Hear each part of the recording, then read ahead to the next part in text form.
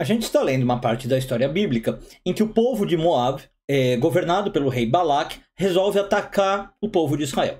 E aí a gente vai ver qual foi a estratégia que eles pensaram utilizar e qual que é o ponto forte dessa estratégia, mas também qual foi a falha que eles tiveram ao implementar a estratégia. Eu sou Yair Alon e esse é o Zoar Diário.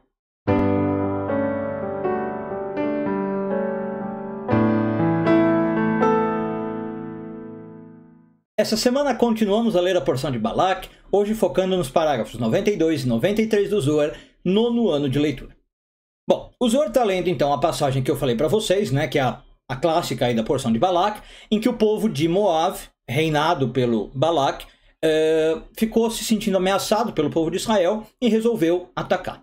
E o Zoar diz que a estratégia que eles usaram, inclusive influenciados pelos anciões, né, os anciões que deram esse conselho, foi assim: olha, se vocês querem destruir o povo de Israel, foca em Moisés, né? Põe Moisés como seu alvo principal e aí a gente vai ter sucesso.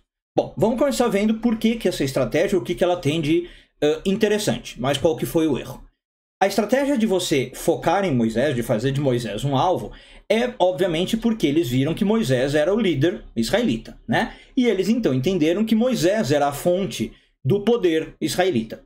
No fundo, isso reflete um profundo entendimento da importância da liderança. Então a gente vê aqui que o povo moabita estava longe de ser bobo, né? Eles sabem que você atacar o líder de um povo, de um grupo, é algo muito forte mesmo, tá? Se você tira essa força, você pode desestruturar totalmente um país, uma nação, o grupo que está sendo liderado, fora que o líder muitas vezes tem um símbolo, né, muito importante, ele não é só aquela pessoa, ele às vezes representa uma ideia, né? Então você mirar nesse tipo de figura realmente causa um impacto muito grande e às vezes pode fazer você ganhar a guerra, tá? A gente vê isso até para quem gosta de história, você pode ver isso ao longo da história, em contextos contemporâneos e tudo mais.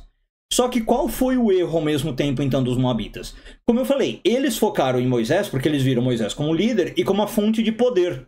Mas, na verdade, a fonte de poder de Israel, a gente sabe quem é. É Deus, né?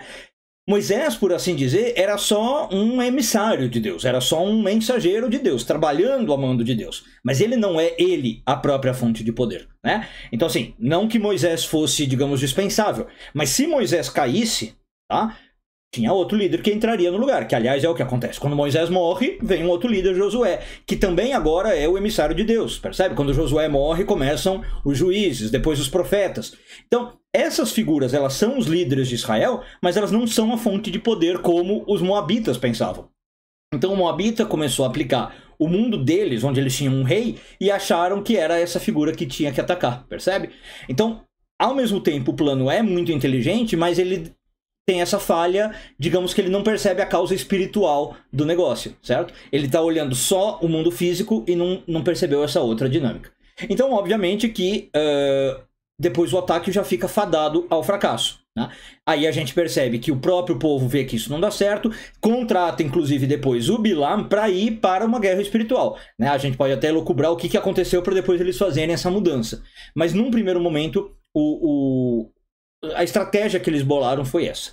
Bom, e aí a gente tem daqui muitas lições para a gente tirar para a nossa vida, né? Então, além da própria ideia da importância de um líder, de você saber lidar com uma figura de autoridade, ou você, se você é essa figura de autoridade, né? Tem várias lições para fazer. Agora, a principal delas, eu acho que é realmente ver o que os moabitas não puderam ver.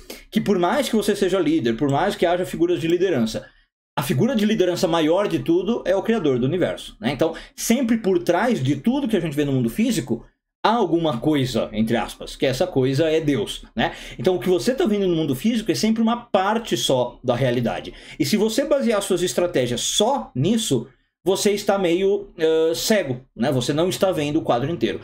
Então, eu entendo essa lição do Zoar mais como isso, né? Além da importância da liderança e tal, mostrar para nós como a gente não pode considerar só o mundo físico como tudo que existe. E que tem que sim fazer considerações também de cunho espiritual.